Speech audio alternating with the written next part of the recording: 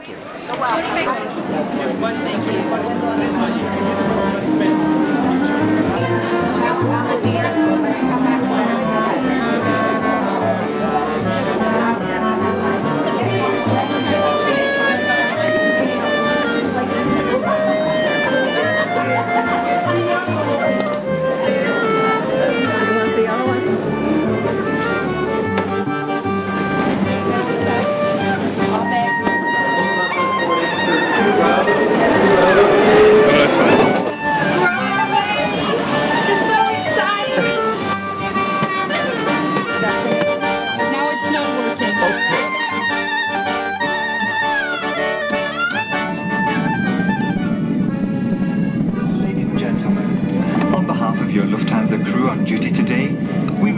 show you the safety features on board.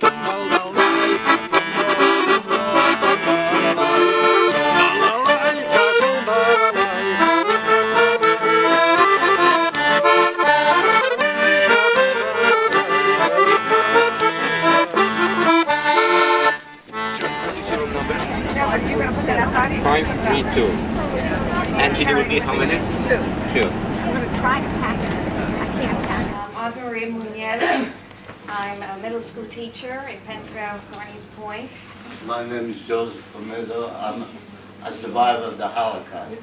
My name is Jenna Brody, and I'm an undergraduate doctor. I'm Gail Stanger. I'm a special education teacher. I'm Linda Peck, a middle school teacher from Norfolk, Virginia. I'm Gloria Heaton.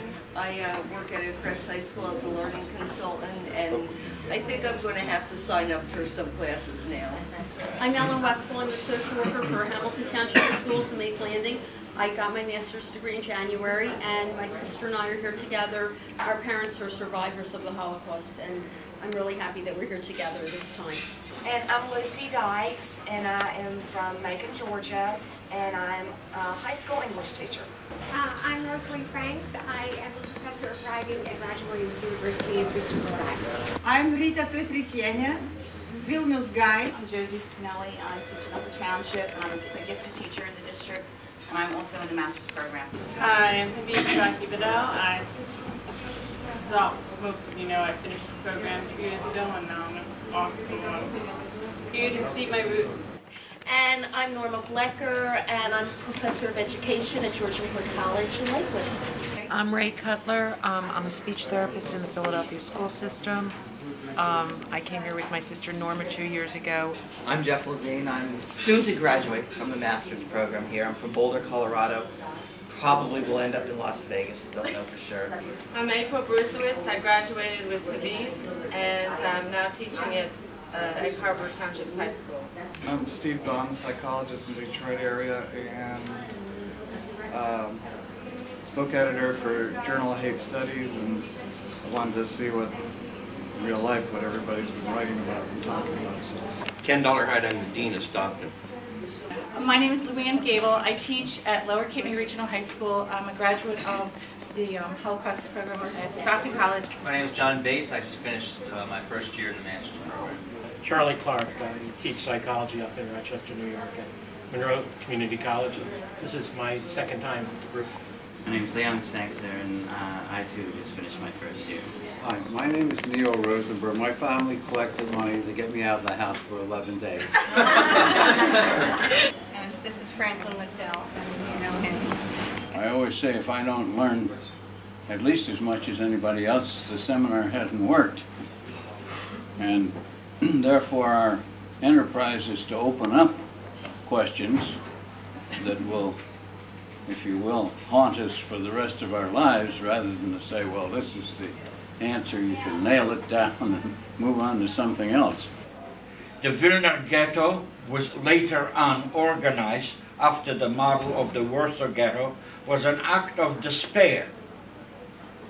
And they did their best to kill as many Germans and Lithuanians if they could, because they cooperated 100%. By the way, it was Lithuanians, Latvians, and Estonians. All these Baltic countries, where the Jews lived here almost for 1,000 years, they have eliminated 90% or more of Jews in Lithuania were murdered.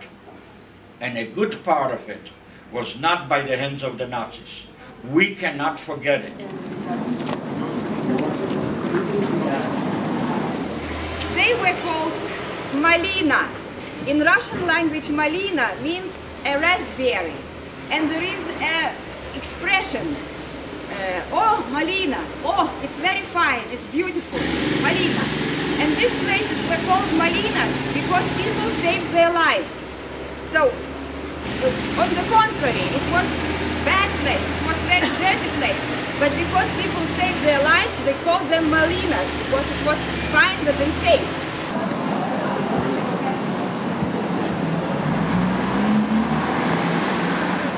And here was the Vilna Gaon's house, side by side with the former Jewish synagogue.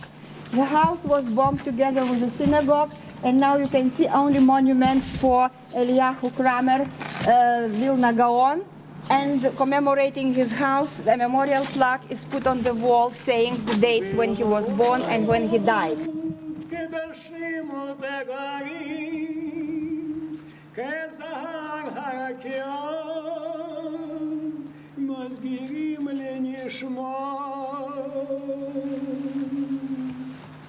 Eliyahu ben Shalom Zalman,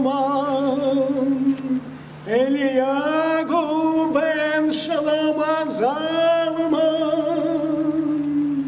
She'agalach le'lamo ba'avon, she'bli neteret en tzedaka, be'ad hashcharat nishmato, ve'itzka בצער החיים את נשמת אדוני נו נחלת ותנוח בשלום למשכבו אליהו בן שלום זלמן ונאמר אמן. Shaya Madescherita was a young girl, 22 years old. She was a contact person between partisans in the forest and between the resistance movement participants in the ghetto. She was not in the ghetto. She was walking freely because nobody could say that she was a Jew. She was nice, blonde, blue-eyed, with long hair, but somebody betrayed her. Lithuanian religion, Lithuanian culture is absolutely different from that of Jewish. But the only thing where they assimilated, it is maybe in those 600 years, the cemetery. You know that Jewish art never allows to make pictures or just busts or figures in the monuments. Here you can see even pictures, inscriptions, flowers, candles, not stones. I always ask people why Jewish people are putting stones on the cemetery. Can you answer me this question? Why?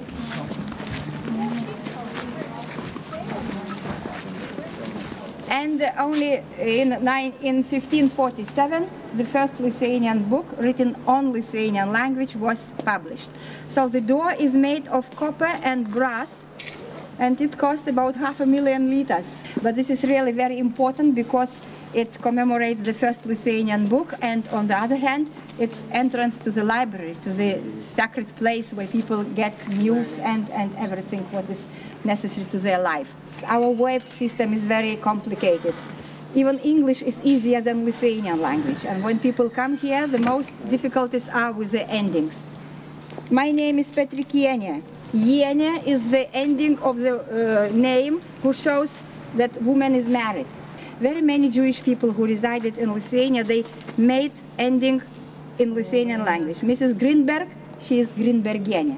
Mrs. Trauberg, she is Traubergiene, if she's married. President's ballot. And the last restoration was done in 1990 when our president was elected, and it became President's Palace. The emblem on top is the Lithuanian coat of arms introduced at the 15th century by Grand Duke Vytautas. when Lithuania had first independence, after they defeated Crusaders. In many cases, they stood around from the villages and they were looking as they were shooting down the people in the ravine. The tragedy of it all is that human beings, your neighbors, have done it to you. I guess my answer, for which was one of a lot, was why the Lithuanians, the Latvians, the Ukrainians helped, was, well, there's, you can't explain it, can't put it into words, but it was just the intense, you know. The communists were the Nazis were the lesser of the two evils, and it doesn't excuse it. But my dad cried when, you know. Don asked me, he gave me this yahrzeit candle to bring. There were 51 members of his family, and of those 51, only 2 survived, he and his mother. And the other 49 were killed right here and buried here. At the end of the war, he was only 4 years old. And one Jew man, together with the other 12, managed to escape. They were sitting in one of the pit holes and they were making channel all through the December, January, February, March, April. 4 months. They digged out 150 meters channel and 12 people managed to escape. Among them, this Jew man, Julius Farber. When my father came here, he had gone and he had talked to some other people. And someone at that time had told him that there's an area there, which we did not see around the Griber, around the holes, around the circles, that there's 2 ladders, very, very high ladders, that are actually almost like they're going to the sky, almost in a pyramid. Those are the ladders in which they used to actually burn the Jews. My father found out that his mother, and she was a young woman, she was, I think at that time, he was, I think, 17 or 18, I think she was then in her late 30s, and his sister, and that was his older sister. And what happens, they were given some sort of food, a very sustenance, in the food was a poison. So it put them to sleep, but not completely to death. And then what they did while they were in that state of semi-consciousness, they had this fire, and what they call this with the kletzel. You might hear some people mention it. They take logs and people, and make this entire structure. That's why they needed this very, very large ladders, because they had to get to the top of this fire, and they lit it. And that's how they also got rid of many bodies. And my father's sister and his mother, that's how they met their untimely death.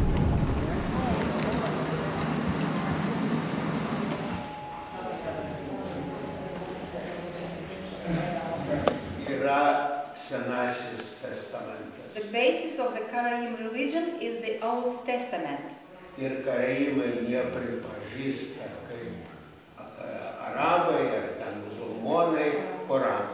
Karaims doesn't recognize Bible like Catholics, they doesn't recognize Quran like Muslim people, and they doesn't recognize Talmud like Jewish people.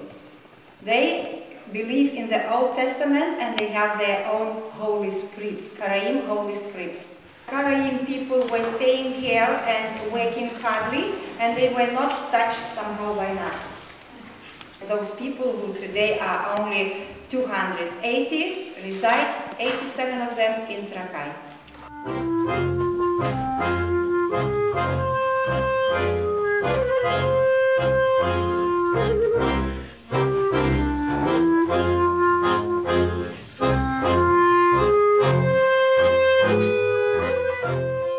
And when the houses have many windows, it is always was for big Jewish family with many children. The ghetto gate in front of you, and that stone building was the ghetto administration. And you can see traces on the wall, the bullet traces, and also inscription that their Nazi and their collaborators were killing people. And who was doing the shooting? Germans, collaborators, everybody who were forced to do this. And all this field you see in front of us, this is the Brotherhood grave. This is simply cemetery. 80,000 people are buried at this place. I think it was possible to see this area even moving and waving because people were still alive until they died. So from Austria, from Poland, from France, people were taken to Grodno, from Grodno to Vilnius at Panar. Again, selection was going on, and from that place to Kovno. So there is not only people from Kovno ghetto, there are people from different places of Europe. 80,000, you can go and see these monuments. They are built here, erected there by the people of those countries. And it is written in different languages, how many people from each country was killed. What it says in sorrow and shame and outraged by the silence of spectators, the capital of Bavaria, Munich, commemorates the 1,000 Jewish men and women who were deported on the 20th of November 1941 from Munich to Kaunas and were brutally murdered here 5 days later. This building was used like a labor camp 1005B, but it was not really a labor camp. It was really the place where people were taken from the ghettos and shot. Right. So they were taking all things from the ghetto rooms, thinking that they will live here and work there. But really they were killed in 2 days, and everything what left at this area, it was left. Now it is made like a room of ghetto family who lived in such conditions. I always think about when they pack up and they said, oh, you can bring us one suitcase, you know, X number of meters by X. Imagine what you would try if you didn't know where you were going. What would you put in there? Take your pictures. That's right. That's right. I always think that if my house were burning down, the first thing I would do is go to a painting my daughter painted for me.